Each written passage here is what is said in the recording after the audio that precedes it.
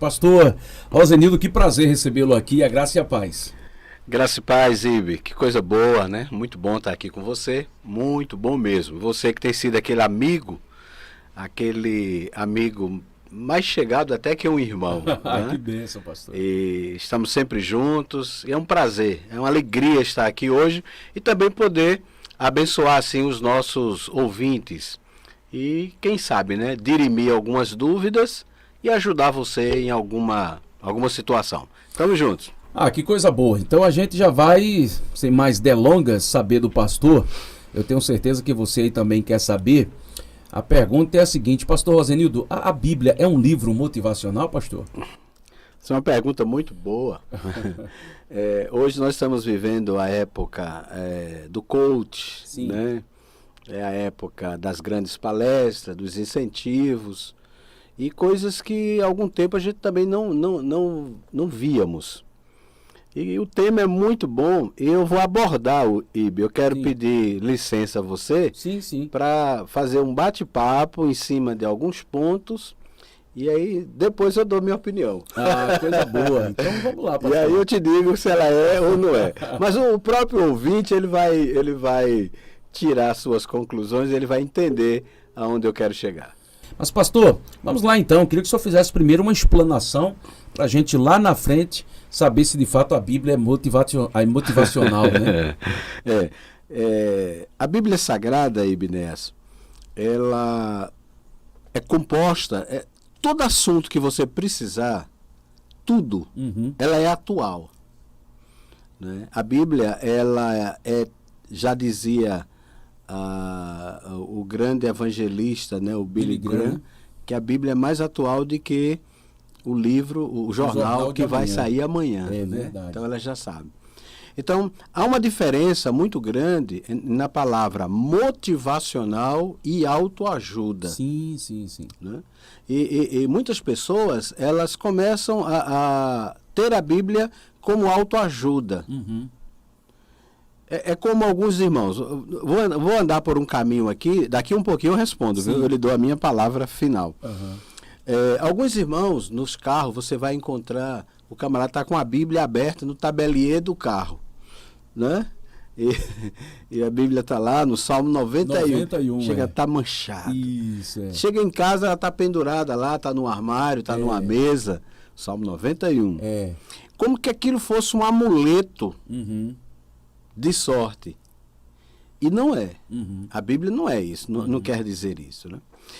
No livro de Josué, capítulo 21, eu separei aqui alguns textos, versículo 45, Josué diz assim, olha, e de todas as promessas do Senhor à nação de Israel, nenhuma delas falhou, todas se cumpriram. Então nós vamos entender primeiro que a Bíblia ela é recheada das promessas de Deus.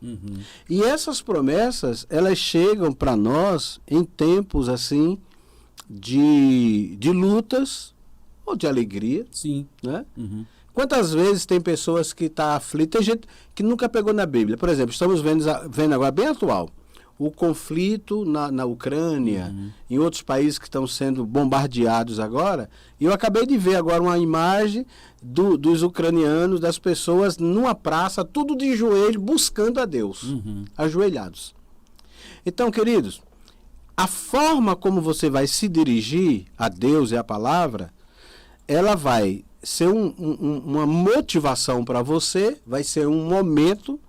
O problema é que muita gente só busca essa motivação na hora da prova, na hora da dificuldade. Correto. Né? Aí é complicado. Mas a Bíblia, ela é um livro atual.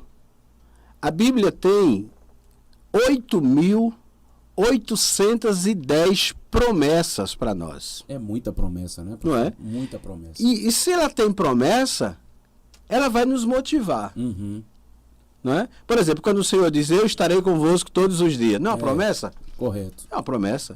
E essa promessa, quantas vezes nós precisamos ouvir? Quantos momentos difíceis você abre a Bíblia e quando você chega nesse texto, você fala, meu Deus, que palavra me levantou. Né? Correto. Me levantou. Então, a Bíblia ela tem 8.810 promessas promessas de fé.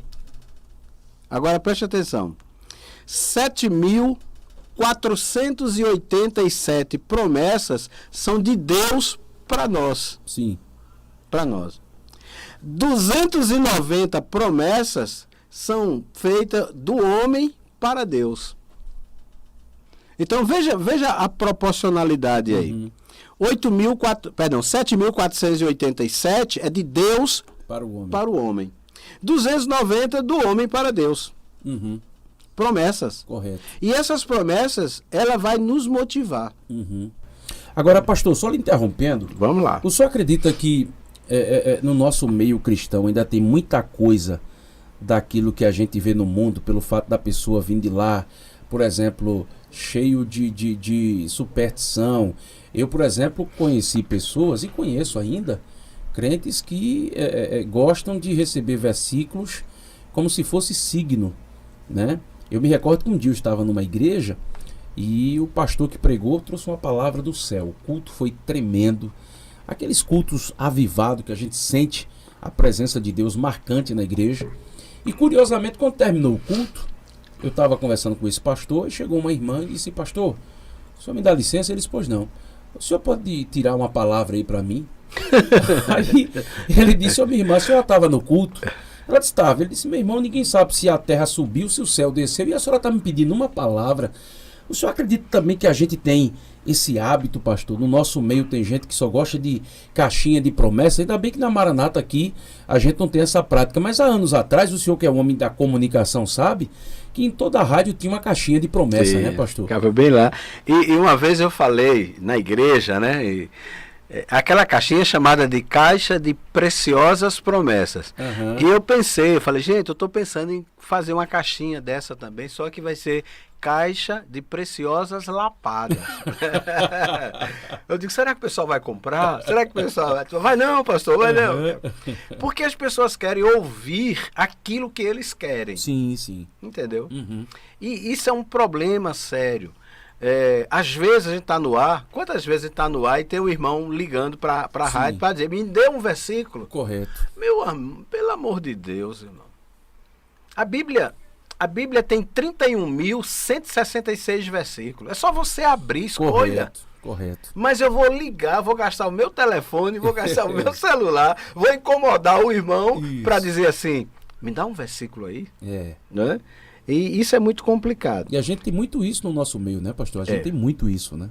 Principalmente, eu sou pentecostal também, né? Nós somos. Isso. E no nosso meio tem muito isso. Talvez uma cultura, sabe? Que foi promulgada, que foi passando de geração em geração. E as pessoas querem. Agora, o que a gente vê também é muita preguiça. Sim.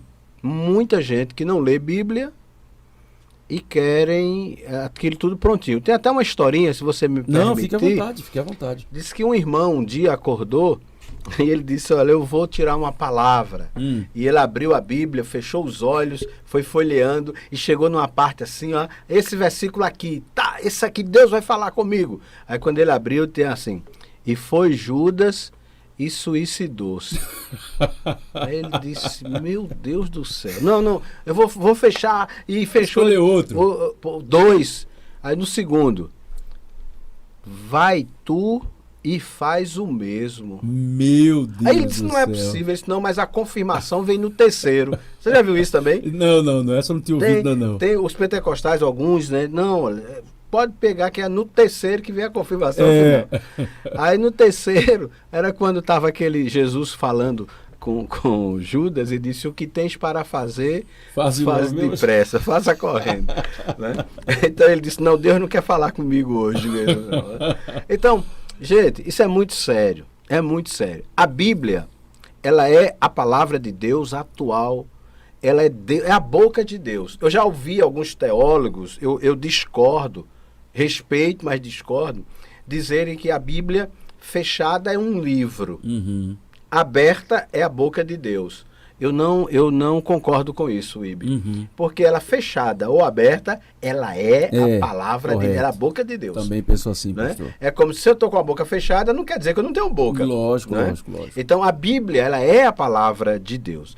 Então voltando para aqueles dados, das 290 promessas de Deus para o homem, 235 promessas do homem para com Deus estão nos Salmos. Sim. Sabe quem foi que fez mais promessa para Deus? Davi. Interessante. Né? Fez as promessas para Deus. Ele. E só lembrando de uma coisa, que quando Deus faz as suas promessas, ele cumpre, viu? Ele cumpre. Mas eu estava pesquisando, querido evangelista Ibinéias, e descobri que os anjos também fizeram promessas. Né? Coisa. Os anjos fizeram 28 promessas na Bíblia. 28 promessas. 20 delas, das 28, 20 delas está no livro de Lucas. Olha só. Né? Só o Evangelho de Lucas aparece 20 vezes os anjos fazendo promessas também. E no mesmo livro de Lucas aparece o diabo, que também fez promessas. Ele fez duas. Né? Ele fez promessa até para Jesus.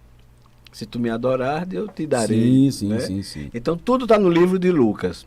Agora, a Bíblia, ela é um livro motivacional? Vamos agora ao nosso tema, né? Sim. Ela é um livro motivacional. É um livro, porque é Deus falando. É a boca de Deus falando para nós. E como é o pai que fala com o filho, todo pai motiva o seu filho. Sim. Vamos, filho. Correto. Levanta, filho. Você vai aprender a andar de bicicleta, leva uma queda. Todo mundo leva uma queda. Todo mundo vai arrebentar os dedos. Mas o pai fala, você vai passar, isso é assim mesmo. Né? Então a Bíblia, ela é um livro que nos motiva, nos impulsiona. Não tem para onde. Agora, o que é que eu não posso fazer uma mistura? Né? É a questão do motivacional com, hoje, os livros de autoajuda. Sim. É diferente. É muito diferente. Mas a Bíblia, como palavra inerrante, ela é um livro altamente motivacional. E o tempo todo você vai encontrar isso. Agora, isso é importante, pastor, principalmente conversando com o senhor, né? Porque o senhor tem também uma formação coach, né? O pastor Rosenildo é um homem, né, que gosta muito do conhecimento, né? Isso é muito importante. E o senhor falou uma coisa lá atrás que eu achei muito importante, que hoje a gente vê, né, pastor, muita gente sendo engolida por essa teologia que na verdade é uma mistura de coach com Bíblia, né? Esses dias eu estava vendo um casal de católicos, depois vi um padre em plena missa dizendo, gente, o que é que está acontecendo com a nossa igreja? Porque há padres largando o sacerdócio porque estão indo atrás dessa teologia. Hoje nós temos um cidadão aí que até se diz crente evangélico, muito rico por sinal, e se diz coach, que ele está dizendo, olha, você não precisa de igreja, você não precisa, o que é que você tem que fazer? É crer na palavra, né? Se tiver pobre vai ter que ficar rico, né? E aí, pastor, a gente vê multidões, numa live dele que eu vi esses dias, tinha 40, 50 mil pessoas, né? Então você veja, um monte de gente saindo da igreja católica, um monte de gente saindo da igreja evangélica para acompanhar ele, acreditando nessa ideia de que a gente pode misturar a Bíblia com esse conceito coach de que ninguém tem que ser necessariamente pobre, porque quem serve a Deus necessariamente tem que ser rico. E aí se fundamenta, ou pelo menos tenta se fundamentar isso na Bíblia. Qual o conselho, pastor, que o senhor dá para muita gente que agora nos assiste também e de repente vê aqui mesmo no YouTube, quantas pessoas que estão agora nos assistindo que já devem ter visto canais de pessoas assim, pastor? O grande problema, meu querido Ibinéias, é que as pessoas esquecem de uma máxima que diz que todo extremo é perigoso. Sim, sim. Né? Todo extremo é perigoso. Ou você vai quebrar a cara dizendo que sim ou que não. Eu leio muito, eu gosto muito do motivacional, eu ministro palestras na área motivacional, tá? Porque eu entendo que é algo que precisamos, porque a gente escuta o tempo todo palavras que vai jogar a gente para baixo. E tem muita gente que tem, em si, ele tem crenças limitantes. Sim. Precisa ser desbloqueada. Né? Porque o coach em si, ele não é uma psicologia. Uhum. Assim, não é você vai para um psicólogo, você vai conversar com o psicólogo vai te orientar. Uhum. O coach não, ele vai levar você a descobrir aonde é que está o seu problema. É duas áreas distintas. Uhum. O problema é que essa febre do coach explodiu. Sim. E veio para dentro da igreja. Exatamente. E veio como assim? A última Coca-Cola do deserto. Correto. Né? E aí é perigoso, gente. Uhum. Porque o que é inerrante, infalível e eterno é a palavra de Deus. Uhum. Ela é motivacional. Se você ler a Bíblia, você vai se levantar. Correto. Você vai entender. Uhum. Agora, para isso, você vai ter que quebrar crenças limitantes. Por exemplo, na minha família ninguém dá para nada. Olha, eu nasci para sofrer.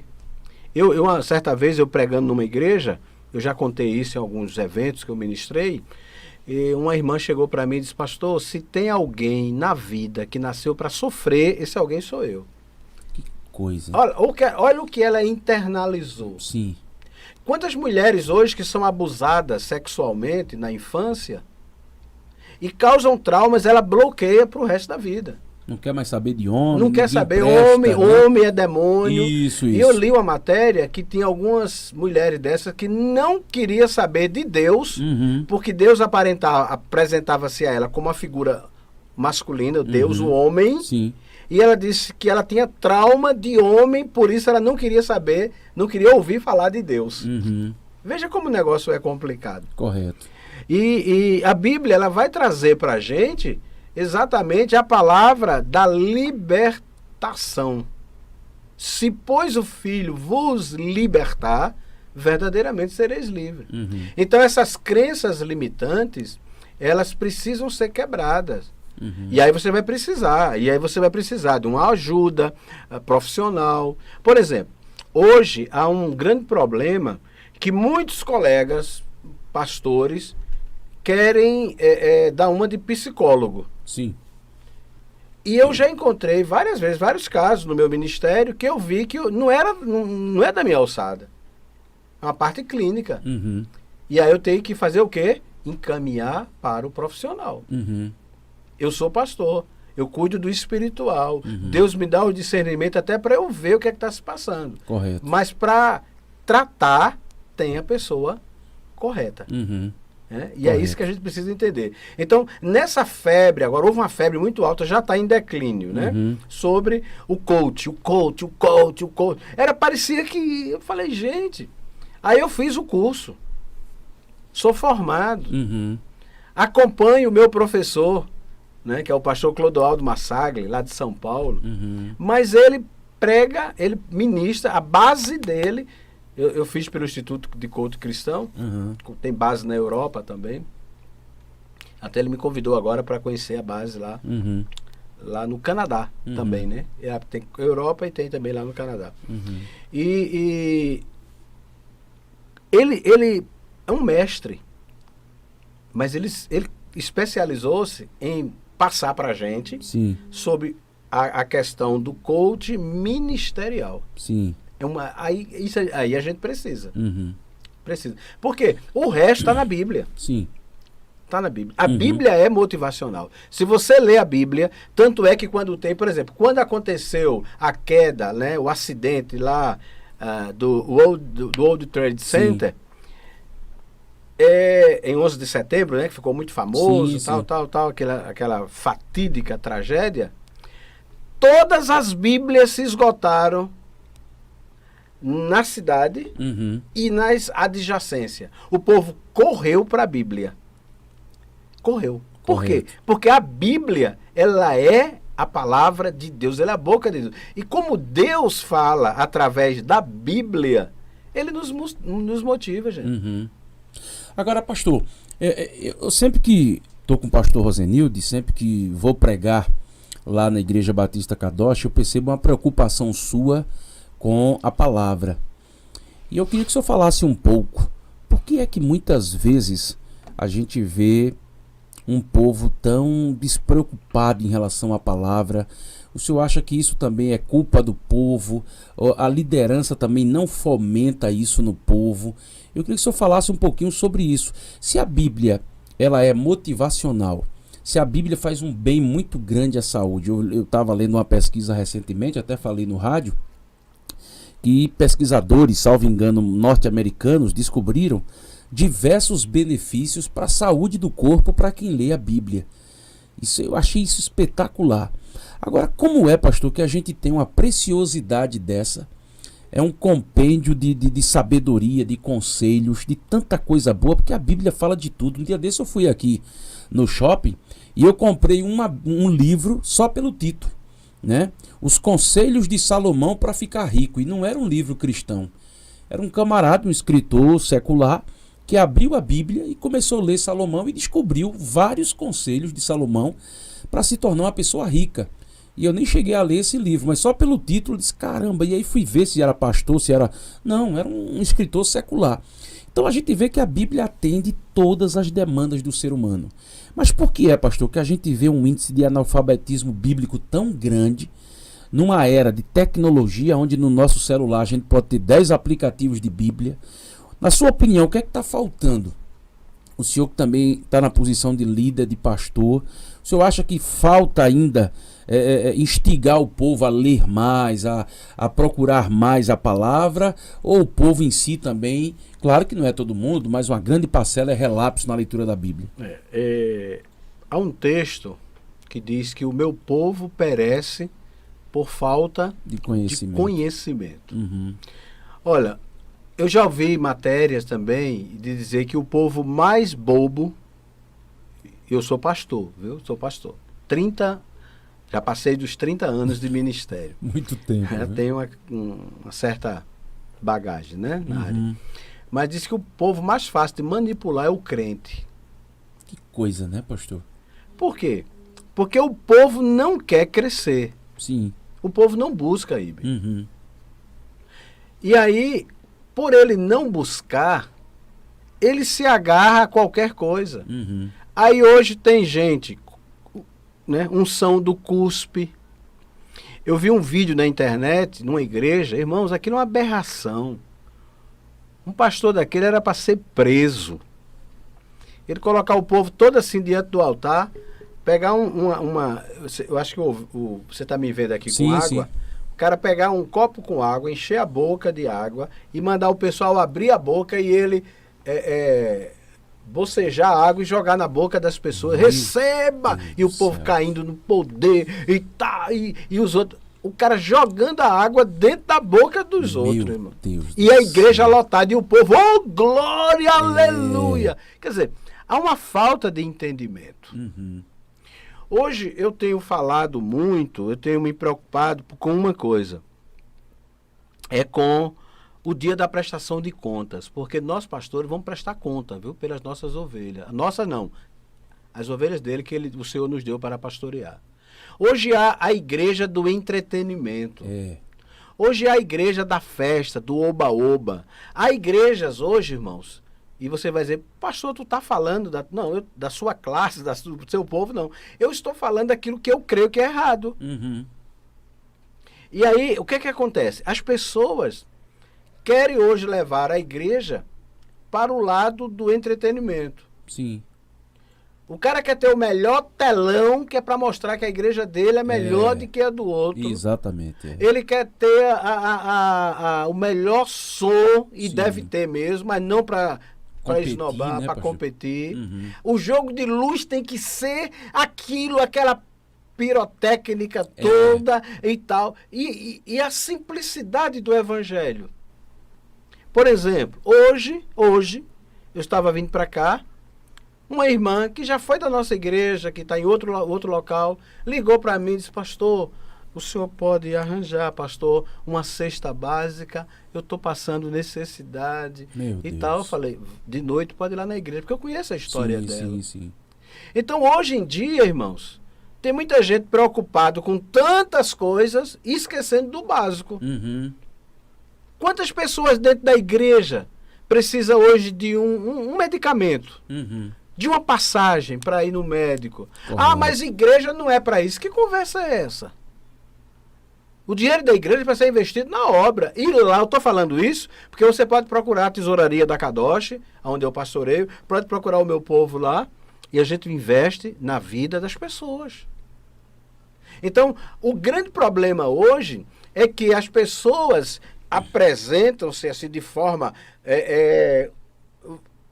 vice-deus, na categoria de vice-deus. Uhum. Muito estrelismo, né? Muitos pastores com aquelas calcinhas bem arrochadinhas. É verdade, é. Tá entendendo? Isso. Muitas irmãs também. Gente, você pode até estar estranhando, pastor, você está falando. Não, eu tô comentando o que eu vejo que é uma realidade. Correto. Então, eu não negocio os princípios do evangelho. E tem uma coisa. Se eu tiver de explodir, ter uma igreja... Qual é o pastor que não quer ter uma igreja grande? Qual é o pastor que não quer ter um ministério? Todos nós queremos. Sim. Mas se eu tiver de ter esse ministério grande, para eu abrir mão dos princípios da palavra e das minhas convicções, eu vou cuidar das minhas 300, 400 pessoas que Deus tem dado ali na Kadosh mesmo. Glória a Deus, pastor, pela sua vida, glória a Deus, né? Porque estamos diante de uma pessoa que resolveu não abrir mão dos princípios, negociar princípios. E é isso, inclusive, pastor, que a gente tem falado e comentado muito aqui na rádio. E louvado seja Deus pela sua vida. Olha, eu não estou dizendo com isso, por favor, que toda igreja que está crescendo é porque está agindo dessa prática, não, por favor. Uhum. Eu não estou me referindo a isso, porque a igreja, o crescimento da igreja quem dá é o Senhor. É, exatamente. É. Né? E eu me baseio muito quando Jetro vai até Moisés e diz, Moisés, você não tem condições.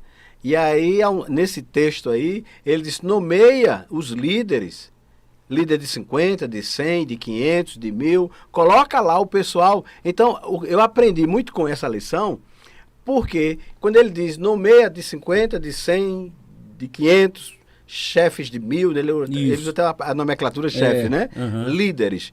Então, eu entendi que tem gente que ele tem condições de pastorear 50 pessoas. Sim. Pastoreia 50 pessoas dignamente. Correto. Tem outros que vai ter a condições de pastorear de 1000. Sim. Cuide de 1000. Sim. Cuide de 10.000. Agora, não abra a mão dos princípios da palavra. Não negocie. Os princípios da palavra são imutáveis. Essa palavra é fiel e ela é verdadeira. Pastor, o senhor falou uma coisa muito importante, que é justamente essa situação que a gente está vendo acontecer. E eu tenho dito sistematicamente aqui na programação da Maranata, pastor, que se a igreja não se voltar para a palavra, se a igreja não se agarrar à Bíblia, o que já está difícil vai ficar mais difícil ainda, né, pastor? Porque a Bíblia fala que os falsos profetas, e é um dos sinais, uma das evidências da volta de Cristo, eles iriam se levantar. Né? E o falso profeta, a gente sabe, ele não está fora da igreja, ele está dentro da igreja. Ou seja, tem jeito de crente, cara de crente, conhece a Bíblia, muitas vezes tem um seminário de teologia, mas está ali a serviço de Satanás. E como é que a igreja pode identificar isso se não for através do discernimento que a palavra nos dá, através dessa luz que a palavra coloca diante dessa escuridão toda? Então, a gente, antes de entrar no ar, estava falando sobre isso, que a gente está vivendo os momentos finais que antecedem a volta de Cristo. Então, a preocupação maior hoje é essa. Por exemplo, antes de vir para cá, eu estava lendo uma matéria de um pastor, que eu acho que o senhor ouviu falar, que ele disse que o anjo da morte ia passar no Brasil, né? Ele até alugou um helicóptero, saiu jogando azeite lá por cima de São Paulo, e aquilo foi um escândalo, né? Ele foi tripudiado na internet, quando agora ele está voltando novamente. E a matéria que eu li foi: igreja de pastor fulano está lotada. Aí bateram uma foto, era gente pendurada até nas paredes, né? E eu fico me perguntando, meu Deus, esse povo não viu que tudo que esse homem falou foi um engano? E aí eu lhe pergunto, pastor, isso é sério, né? Porque isso também é uma evidência da volta de Cristo, né? E se o povo não tiver esse conhecimento da palavra, serão arrastados, né, pastor? É verdade. Isso é algo muito interessante, porque a Bíblia diz que nos fins dos tempos, os falsos, não estou me referindo ao pastor aí, tá? Uhum. Mas assim, eu estou usando a palavra, a Sim. inerrante palavra de Deus. Uhum.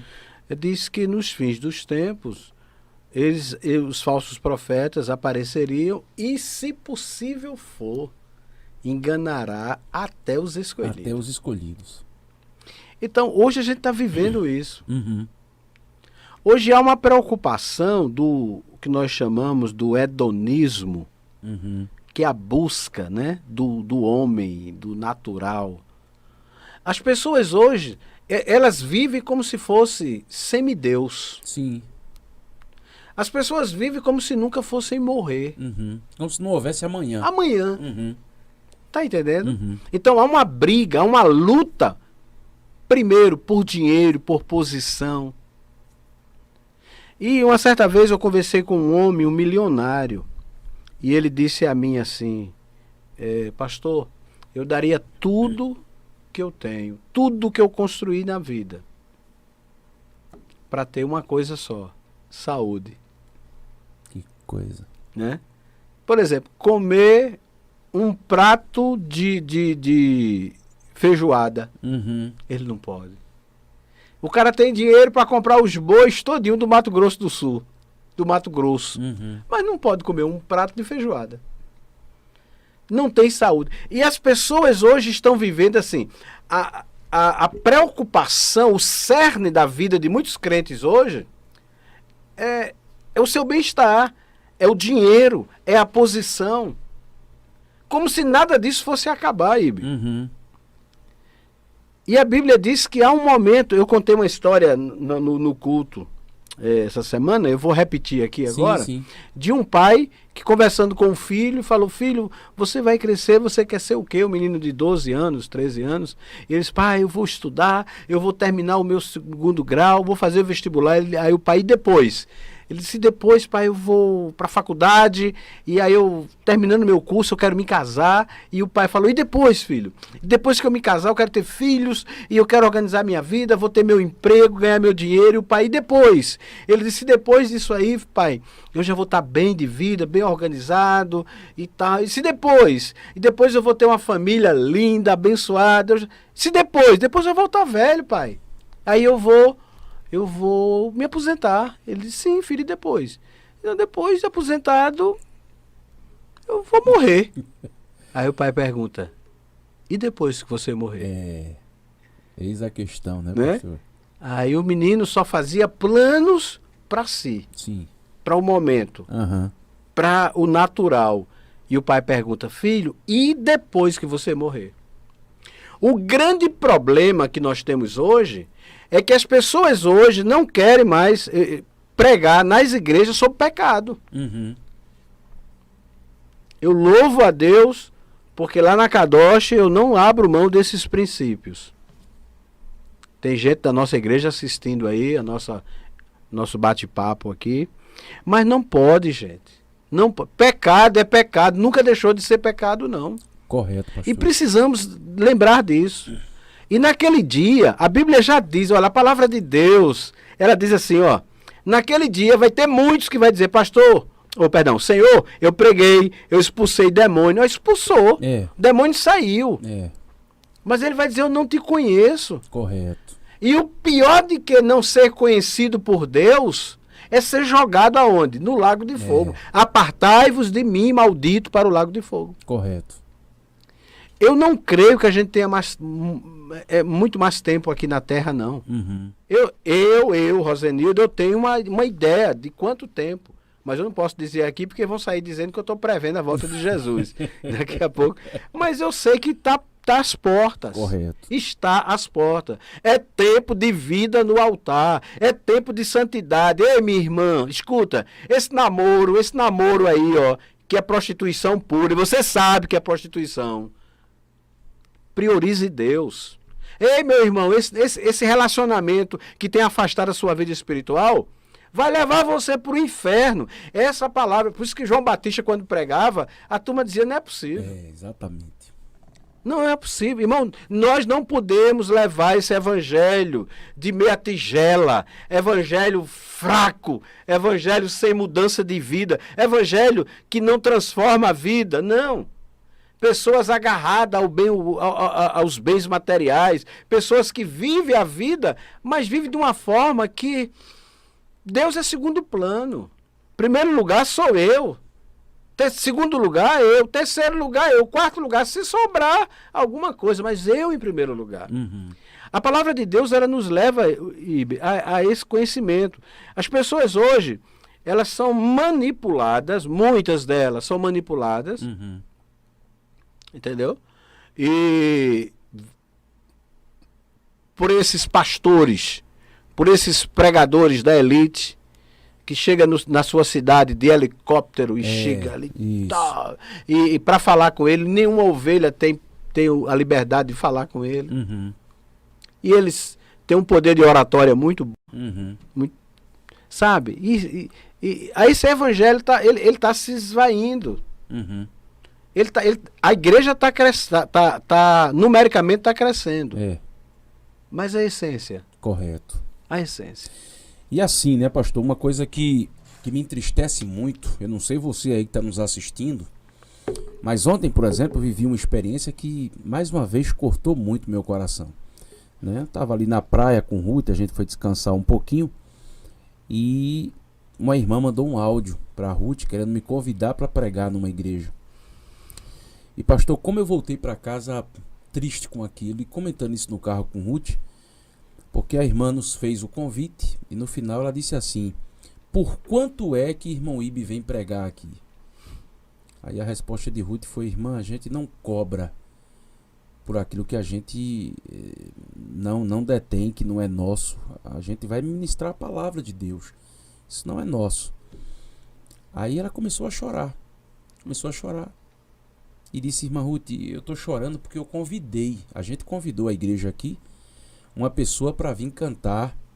E ele cobrou esse valor, que era um valor altíssimo, e disse: se for para pregar, ainda tem isso, isso e isso. Pastor, o senhor acredita que isso também se dá, porque a igreja muitas vezes se submete a isso? A gente percebe que ela hoje se vendeu. Né? Eu percebo que a igreja hoje virou, em muitas ocasiões, um palco de apresentação, onde o pregador vai lá para ganhar o dinheiro dele, o cantor vai lá para ganhar o dinheiro dele. E o curioso é que as pessoas muitas vezes não se manifestam, não se sentem incomodadas com isso, né, pastor? Não, é um negócio sério. Eu quero deixar claro também, queridos, que quem convida tem a honra também de abençoar. Sim.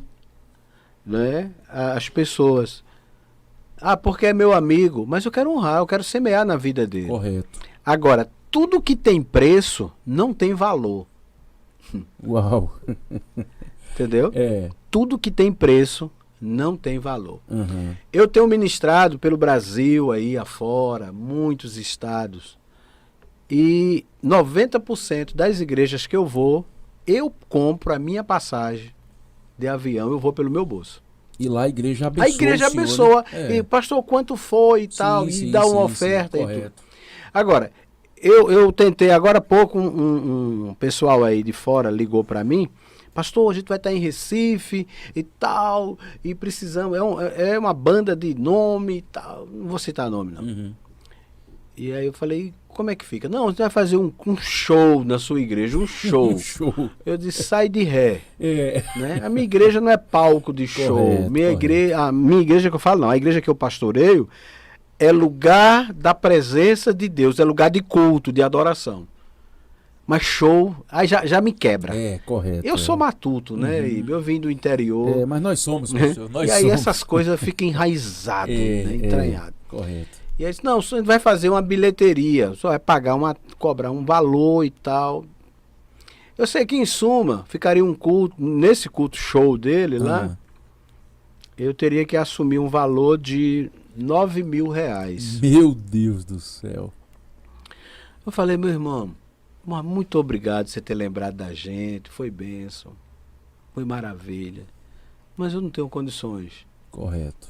Sabe? Fui educado também. Quem quiser fazer, faça, mas eu não faço.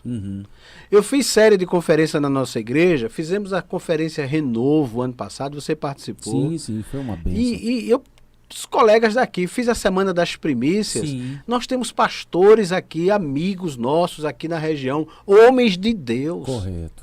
Mas as pessoas é que criam a tietagem. Correto. Sabe? E aí começa essa agonia toda e o cara vai cobrar e ele só cobra porque tem quem pague. Sim. Só cobra porque tem quem pague. Correto. Se ninguém cobrasse, se ninguém pagasse, não tinha quem cobrar. Correto. Né? Eu já vi casos, que eu tenho muitos amigos da música, de mensagens, de tudo, de camarada chegar e dizer assim, meu dinheiro não caiu na conta ainda, então não vou subir no palco. E o pastor ficar com a mão na cabeça. Você conhece essa história? Sim, claro, claro. E, meu Deus, rapaz, a multidão tá aqui, o povo veio, mas o dinheiro não caiu ainda, enquanto não caiu eu não subo. Aí quando o cara faz um Pix, hoje é o Pix, né? Faz uma transferência ou entregava o dinheiro, alguma coisa, aí o cara sobe e dá glória, e fala a língua. Tem revelação. Tem revelação, morde a língua, e dá língua pro povo, e faz tudo. E o povo gosta. Gosta. Tá entendendo? Então a culpa é do povo. O povo alimenta esse mercado. O povo alimentou esse mercado gospel. Eu tenho ojeriza esse nome gospel. Sim. É um mercado que veio para denegrir, sabe? Porque muitos desses não têm vida nenhuma com Deus, vida nenhuma no altar. Mas o povo gosta. Gosta, exatamente. E eu quero deixar aqui o nosso querido pastor Rosenildo à disposição aqui para suas considerações finais e dizer para a gente qual o endereço aqui da Igreja Batista Kadosh, quem quer fazer uma visita, como é que faz, pastor? Fique à vontade para suas considerações finais. A nossa igreja, a Igreja Batista Kadosh, ela está ali na rua São Miguel, número 345, no bairro de Afogados.